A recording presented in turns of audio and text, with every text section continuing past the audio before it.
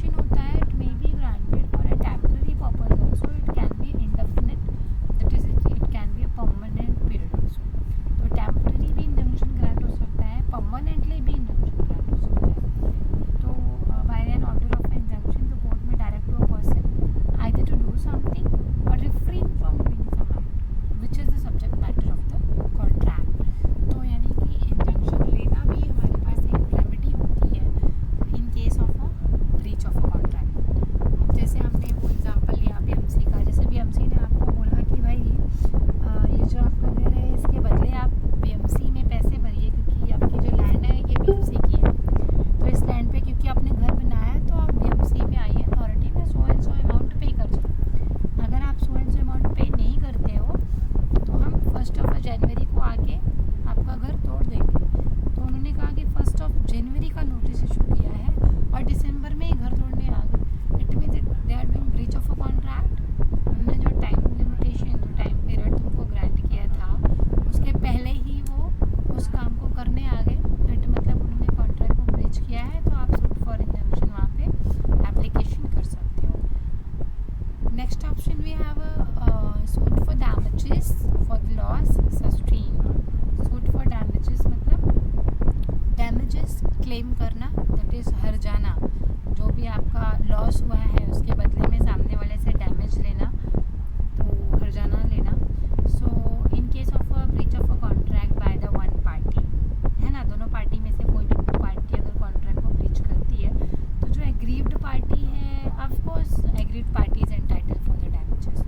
तो ऐसा हो सकता है कि समटाइम्स प्रोमिसर ने ब्रीच किया हो या कभी प्रोमिसी ने ब्रीच किया हो, तो जो कंडीशंस को ब्रीच करता है उसकी जो अपोजिट पार्टी होती है वो एग्रीव्ड पार्टी होती है। अब जिसने कंडीशन को ब्रीच किया है उसने तो तोड़ा है ना, तो वो एग्रीव्ड नहीं है। जब कंडीशन को कोई एक तोड़ेगा तब दूसरे को तकलीफ होगी। तो कॉन्ट्रैक्ट ऑफ ब्रीच अगर प्रोमिसर करता है तो promisee is the aggrieved party, और अगर कॉन्ट्रैक्ट ऑफ ब्रीच प्रोमिसी करता है तो प्रोमिसर क्या होती है, प्रोमिसर क्या होता है, एग्रीव्ड पार्टी होता है।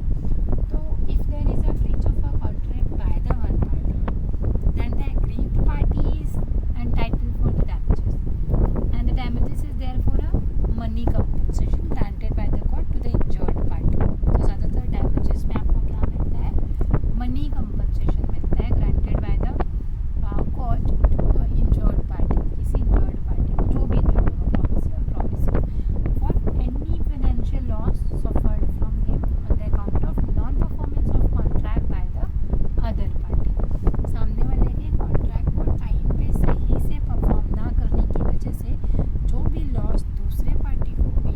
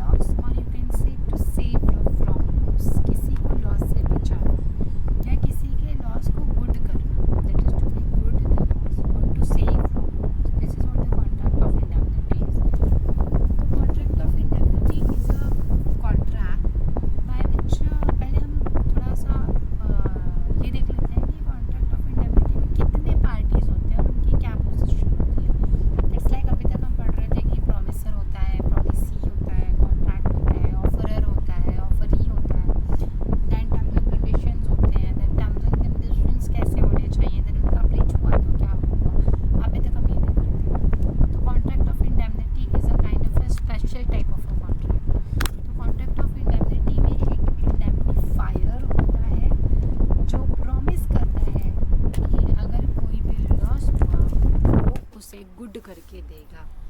एंड एक इंडेमनीफायर होता है और एक इंडेमनिटी होल्डर होता है। एक इंडेमनीफायर, दूसरा indemnity holder. Okay, so indemnifier, contract of indemnity में इंडेमनीफायर कौन होता है? जो प्रॉमिस करता है। और कॉन्ट्रैक्ट ऑफ इंडेमनिटी में जिसके साथ आपने एंटर किया है, that other party is a indemnity holder, जिसके लॉस को आप गुड बनाने वाले हो।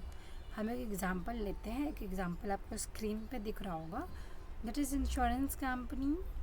एक इंश्योरेंस कंपनी है जो कि जनरल इंश्योरेंस करती है किसी का भी एज ए, जो कि हमारा प्रॉमिस ही है, जो कि पॉलिसी होल्डर है।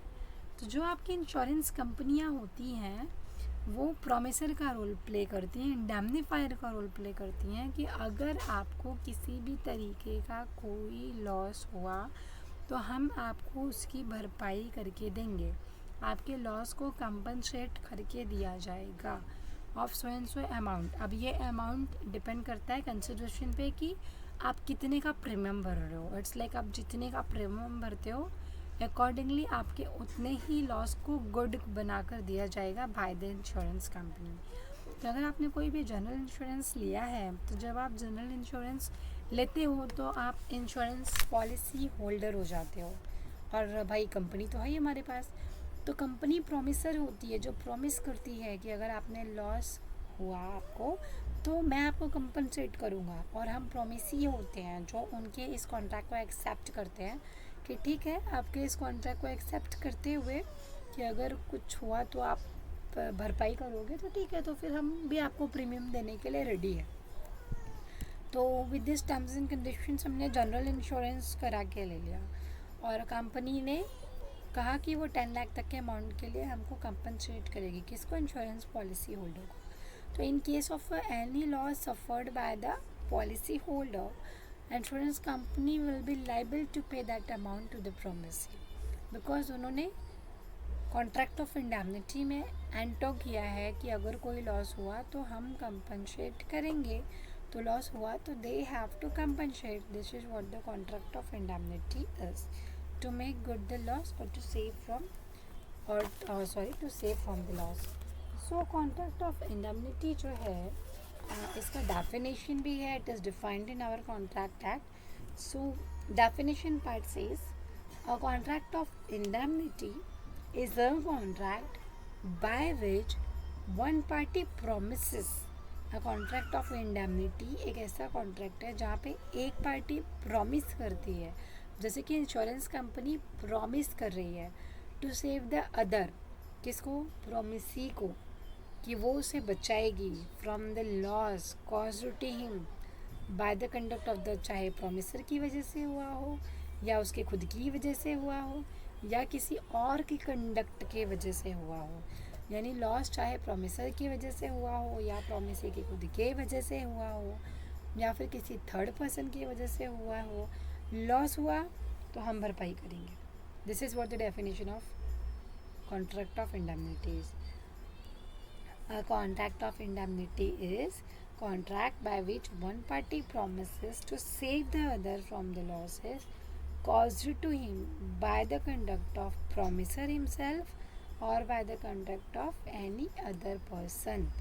इसका हम एक एग्जाम्पल भी देख सकते हैं। That is if a contracts to indemnify be against the consequences of any proceeding which she may take against B in the respect of certain sum of ₹100. This is the contract of indemnity. Parties कितनी होती हैं? एक indemnifier होता है जो कि promiser भी होता है, जो प्रॉमिस करता है कि वो लॉस को गुड कर देगा। एक इंडेमनिटी होल्डर होते हैं जो कि प्रॉमिसी भी होते हैं, और the person who losses is to make the good, वो भी क्या होता है? जिसके लॉस को गुड बनाया जाता है, जो प्रॉमिसी होता है वही इंडेमनिटी होल्डर भी होता है। जैसा कि हमने डिस्कस किया, the term indemnity means to save from the loss.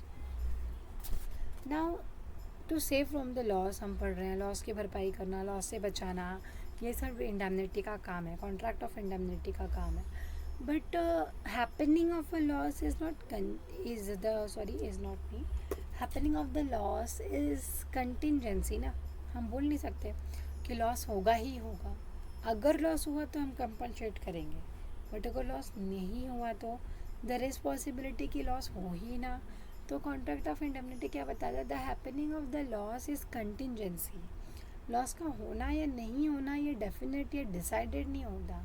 ये कैसा होता है? कंटिजेंसी, डिपेंड ऑन सिचुएशंस होता है. On which the liability of indemnity holder depends, जिस पे इंडेमनिटी होल्डर की लायबिलिटी डिपेंड्स है. A contract of indemnity, it can be in both the form. It's like it can be in a express form or it can be in a implied form. From the circumstances of the case, दोनों भी form में acceptable है, दोनों भी form में चलेगा. Contract of indemnity जो होता है, they are considered as a contingent contract only. Because contingent contract में भी कैसा होता है, हमने कंटिजेंट कॉन्ट्रैक्ट का एग्जांपल पढ़ा था. इसलिए अगर बारिश हुई तो मैं तुमको 10 रुपये दूंगी, बारिश नहीं हुई तो तुम मुझे देना. तो इट्स सेम लाइक दैट कि अगर तुम्हारे कार का या किसी का एक्सीडेंट हुआ तो आपको ये इंश्योरेंस मिलेगा, अगर किसी का नहीं हुआ तो आपको इस इंश्योरेंस का बेनिफिट नहीं मिलेगा. So it's a kind of a that only.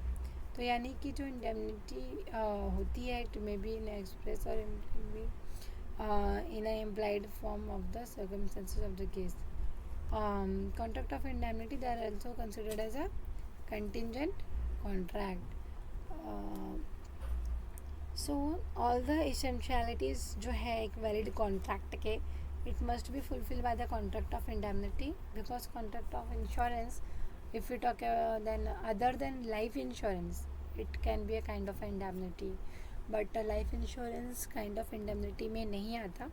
Reason is कि आप लाइफ इंश्योरेंस में अगर किसी की लाइफ चली जाती है, किसी की जान चली जाती है, तो हम उसकी भरपाई नहीं कर सकते.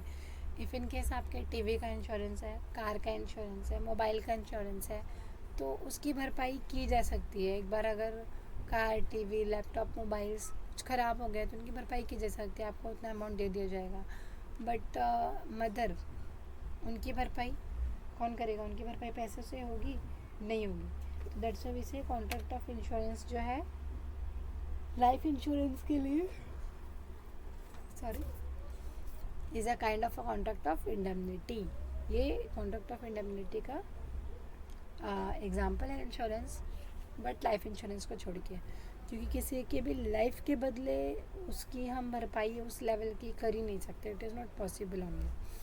Next we have a contract of indemnity के अगर आप कुछ एसेंशियलिटीज़ देखो तो, so contract of indemnity it must fulfil all the essentials of the valid contract.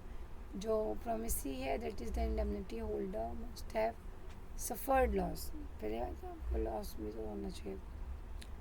अब जब तक आपको लॉस नहीं होगा तो तब तक आप इंडेमनिटी होल्डर वगैरह बनोगे कैसे? आप जब तक लॉस नहीं होगा तो आप लॉस को क्लेम कहाँ से करोगे? तो जब आप लॉस को क्लेम ही नहीं करोगे तो कॉन्ट्रैक्ट ऑफ इंडेमनिटी रोल में ही नहीं आता. Okay, so this is what the overall contract of indemnity is.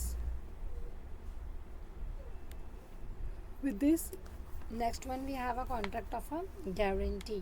तो जैसे आपने कॉन्ट्रैक्ट ऑफ इंडेमनिटी देखा, वैसे ही हमारे पास एक कॉन्ट्रैक्ट ऑफ गारंटी भी होता है.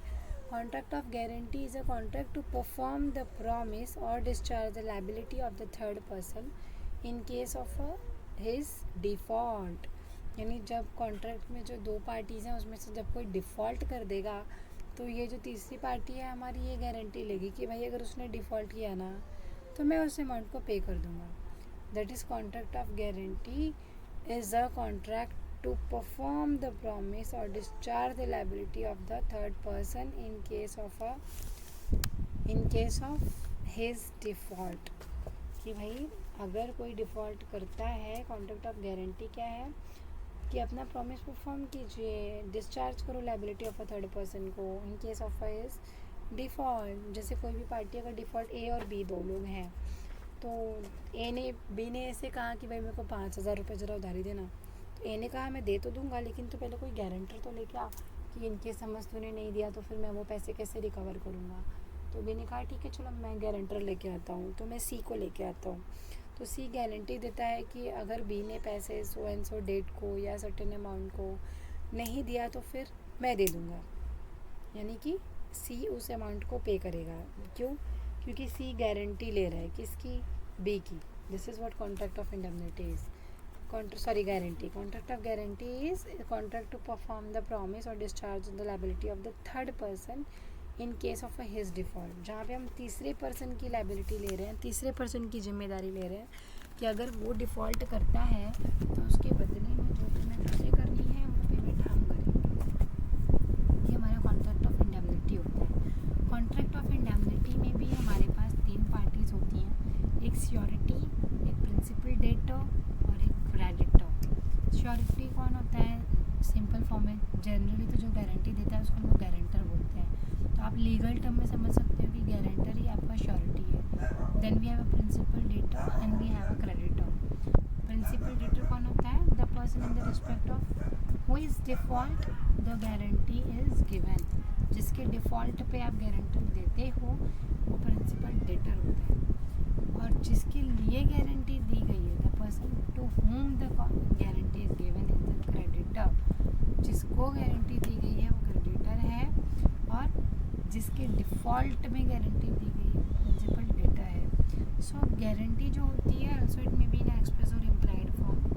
तो यानी कि ट्रायंगल कॉन्ट्रैक्ट्स होते हैं, there may be an agreement between the जो क्रेडिटर है और जो प्रिंसिपल डेटर है, उनके बीच में आपस में भी कॉन्ट्रैक्ट हो सकता है। या फिर जो श्योरिटी और जो क्रेडिटर है, श्योरिटी मीन्स गारंटर, जो गारंटर है और जो क्रेडिटर है दैट इज़ जिसको आपको पैसे देने हैं, उन दोनों के बीच का भी कॉन्ट्रैक्ट हो सकता है। एग्रीमेंट इनके बीच में भी हो सकता है, जो श्योरिटी है और जो प्रिंसिपल डेटर है, इन लोगों के बीच में भी एग्रीमेंट्स हो सकते हैं। तो यानी कि क्रेडिटर, श्योरिटी, प्रिंसिपल डेटर, ये 3 लोग होते हैं कॉन्ट्रैक्ट ऑफ गारंटी में।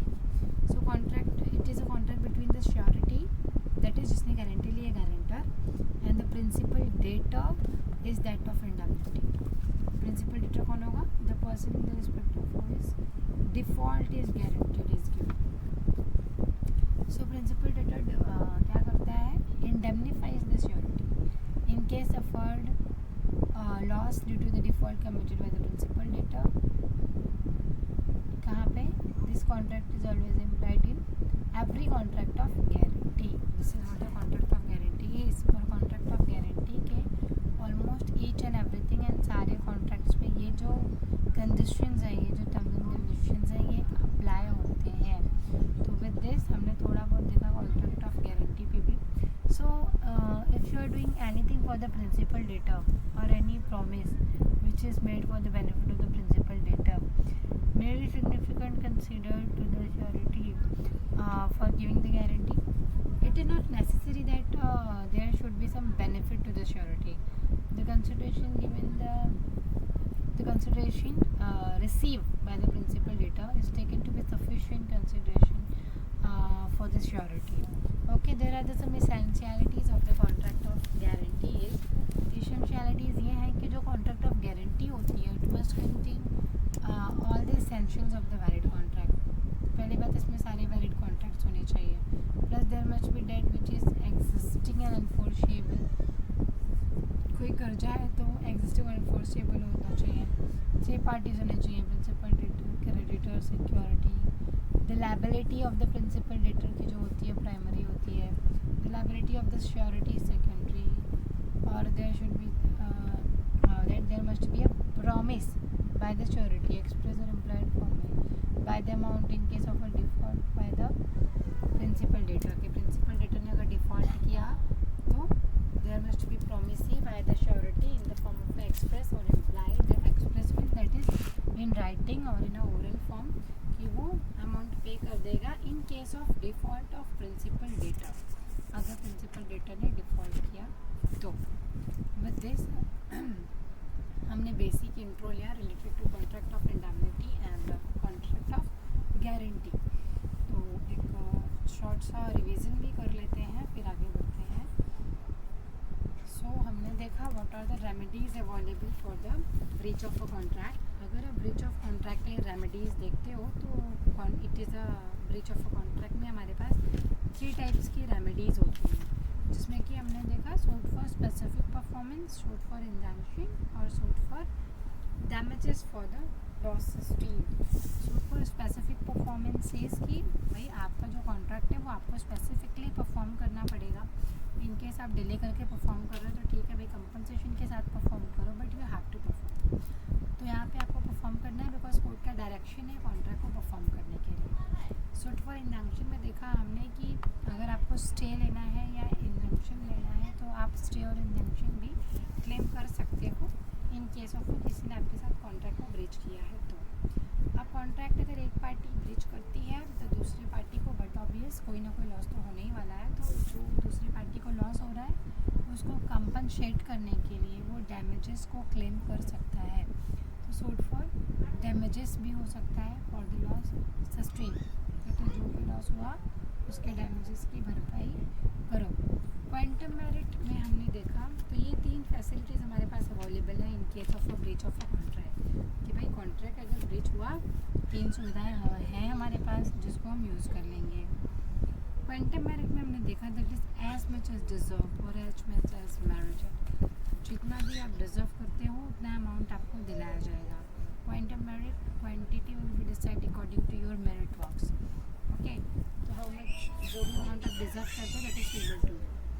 So contract of quantum merit का जो कॉन्सेप्ट है उसमें हमने देखा कि वेयर पार्ट मतलब partly contract is perform, where part is perform and remaining part is prevented from being performed because of the breach committed by the other party, or where the party abandons the contract and the contract is discharged.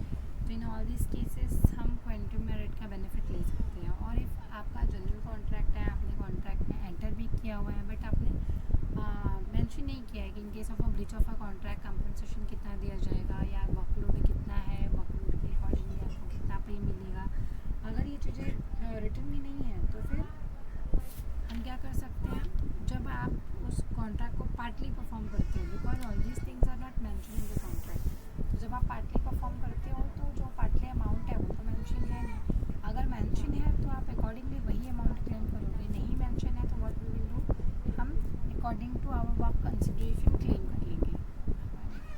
तो हम according to work अपना compensation claim कर लेंगे. Next we have if contract is discovered to be void then also आप quantum merit claim कर सकते हो.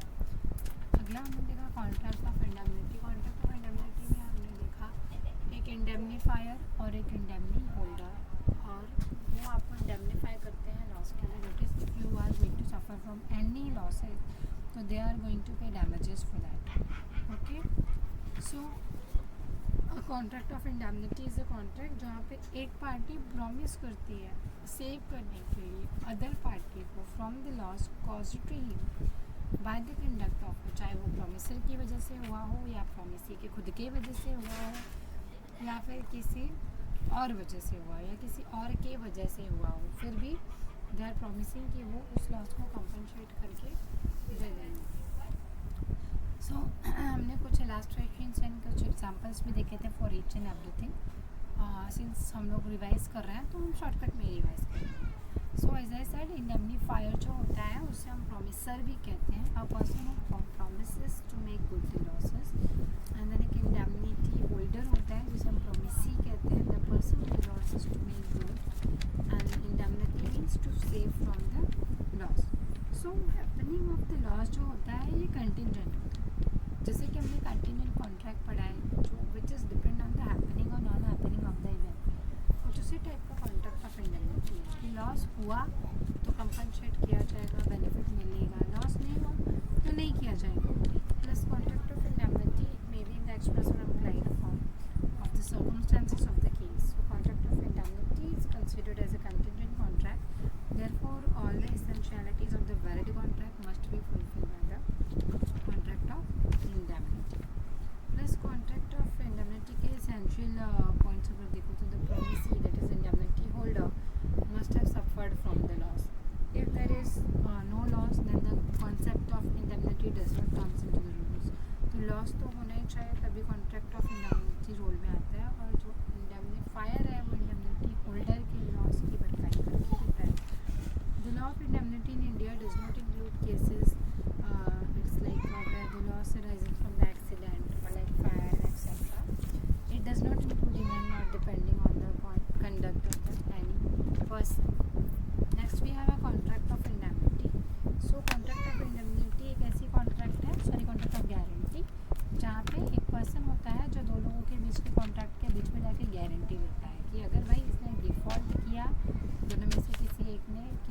तरफ से होता है कि अगर बी ने डिफ़ॉल्ट किया तो you don't worry about that, मैं उसके लिए आपको पेरोल दूंगा।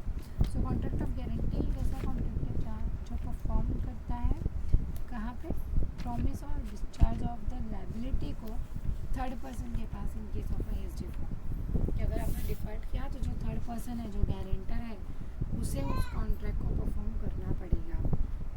इसमें 3 पार्टीज़ होती हैं, एक श्योरिटी होता है, नॉर्मल टर्म्स में यू मे अंडरस्टैंड दैट, एक गारंटर होता है और एक प्रिंसिपल डेटर होता है जो डिफ़ॉल्ट करता है गारंटी को, जिसको गारंटी की गई है, और एक क्रेडिटर होता है द पर्सन हु कौन द गारंटी इज़ गिवन, जिसे क्रेडिटर कौन है, जिसे गारंटी दी जा रही है, प्रिंसिपल डेटर जिसने गारंटी ली है, श्योरिटी मीन्स जो गारंटर है। तो यहाँ पे ट्रीपार्टाई एग्रीमेंट भी बनता है, that is every contract of guarantee has 3 agreement. एक तो एग्रीमेंट होता है जो क्रेडिटर और प्रिंसिपल डेटर के बीच में होता है, एक एग्रीमेंट होता है जो श्योरिटी और क्रेडिटर के बीच में होता है, एक एग्रीमेंट होता है जो श्योरिटी और प्रिंसिपल डेटर के बीच में होता है। तो जब आप कॉन्ट्रैक्ट ऑफ गारंटी में एंटर करते हैं तो ये 3 टाइप्स ऑफ कॉन्ट्रैक्ट आपको देखने मिलेंगे, that is creditor, surety, principal debtor. Okay, कुछ कंसिडरेशंस भी हमने देखे इन कॉन्ट्रैक्ट ऑफ गारंटी में।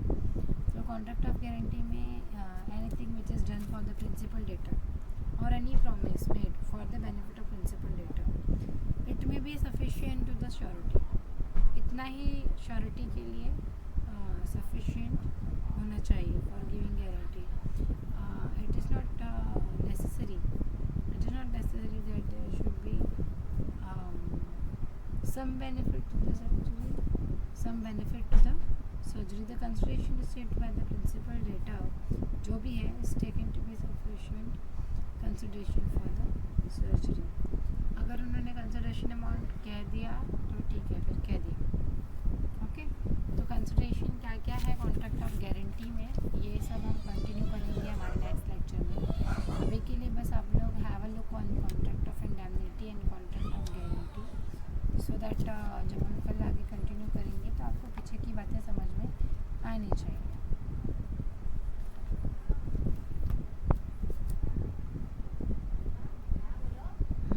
ओके, सो विद दिस हमारा ये जो आज का कॉन्सेप्ट है, it all together ends here, all contract of breach of contract, quantum meruit, contract of indemnity और कॉन्ट्रैक्ट ऑफ गारंटी।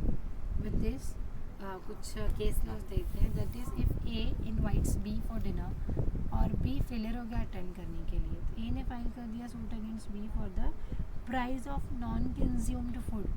तो बी ने बोला कि भाई ए ने अपना कॉन्ट्रैक्ट परफॉर्म नहीं किया, ए ने मुझे प्रॉमिस किया था कि वो मेरे घर पे डिनर के लिए आएगा, और now he is failure, sorry B आने वाला था, तो B is failure to attend the meeting. So B ने फाइल किया suit against B for the non performance of a contract, it is non consumed food. So आप मुझे compensation तो मेरा फूड नहीं खाया, बिकॉज ऑफ विच मेरा इतना सारा खाना वेस्ट हो गया। It was held by court that कि यहाँ पे जो ए का सूट है वो डिसमिस कर दिया जाए, because the invitation by the A to the B in this method to the B for dinner was not intended to create legal obligation, यानी कि legal obligation should be there, अगर legal obligation नहीं है तो हम consider भी नहीं करेंगे। It means we faces 2 types of obligations in a society, या तो social होता है या तो moral होता है। Social और moral obligations and legal obligations, so only the obligations give rise to legal relations, किसी legal relations को rise करने के लिए legal obligations ही rise देते हैं। These are the 2 options जो अलाई हल्दा वर्सेस शेख के केस में मेंशन किया हुआ है। ओके, सो ये केस लॉ को आप स्टडी कर सकते हो। इसके अलावा भी यहाँ पर 2 many case laws, various case laws, तो जब आप एग्ज़ाम पॉइंट ऑफ व्यू से स्टडी करते हो तो जो भी बुक्स वगैरह, टेक्स्ट बुक्स वगैरह आपके पास अवेलेबल हो, आप उसमें से और भी एग्जांपल्स को ऐड कर सकते हो। इट इज़ नॉट नेसेसरी कि मैंने जो एग्जांपल्स पढ़ाए हैं आपको वही एग्जांपल्स पढ़ने हैं, आप उनके अलावा कोई और भी एग्जांपल्स अपने हिसाब से अपने मन से बुक में देख के तब पढ़ सकते हो। ओके। ये जो टॉपिक है that is contract of indemnity guarantee